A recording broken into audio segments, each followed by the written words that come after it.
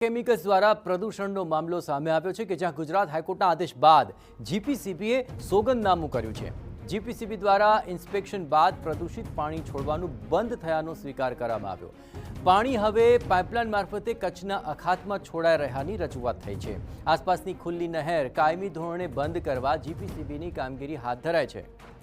આજ મામલે વધુ વિગતે વાત કરવા માટે જોડાઈ રહ્યા છે ટીવી9 સંવાદદાતા રોનક। આ ફરી પ્રદૂષણનો મામલો જે સામે આવ્યો છે, પણ ગુજરાત હાઈકોર્ટના આદેશ બાદ હવે શું ગતિવિધિઓ આ મામલે સામે આવી રહી છે?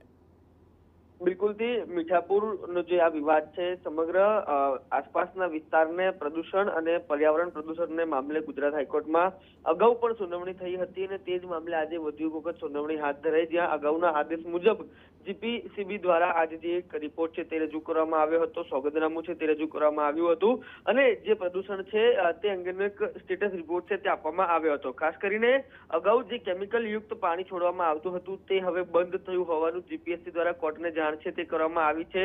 ન માત્ર એટલું પરંતુ જે પાણી છે તેને ટ્રીટ કર્યા બાદ ડીપ સી પાઇપલાઇન મારફતે કચ્છના અખાત તરફ મોકલતા હોવાની રજૂઆત પણ જે કરવામાં આવેલી છે। ન માત્ર એટલું પરંતુ જે આસપાસ ખુલ્લી નહેર આવેલી હતી તેને પણ ઢાંકવાનું કામ જીપીસીબી તરફથી શરૂ થઈ ચૂક્યું છે। ખાસ કરીને જે ઓબ્ઝર્વેશનની અથવા તો જે પ્રકારની પ્રક્રિયાઓ હતી તે શરૂ કરી દેવામાં આવી છે। સમગ્ર મામલે 4 હપ્તા બાદ વધુ સુનાવણી હાથ ધરાશે, પરંતુ મહત્વની વાત એ છે કે જે ટાટા કેમિકલ્સ દ્વારા જે કંપની છે અને તેની આસપાસના વિસ્તારોમાં જે પ્રદૂષણ ફેલાવવામાં આવતું હતું તેમાં ગુજરાત હાઈકોર્ટે ફટકાર લગાવી હતી અને ત્યારબાદ હવે તંત્ર દ્વારા કામગીરી કરવામાં આવી છે।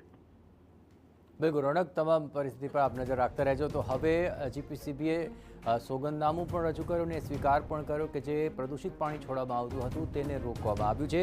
ઓખાથી લઈ મઢી સુધી ખેડૂતોની હજારો એકર જે જમીન છે તેને લઈને આ મામલો ઘણો મહત્વપૂર્ણ બનાવી રહ્યો છે।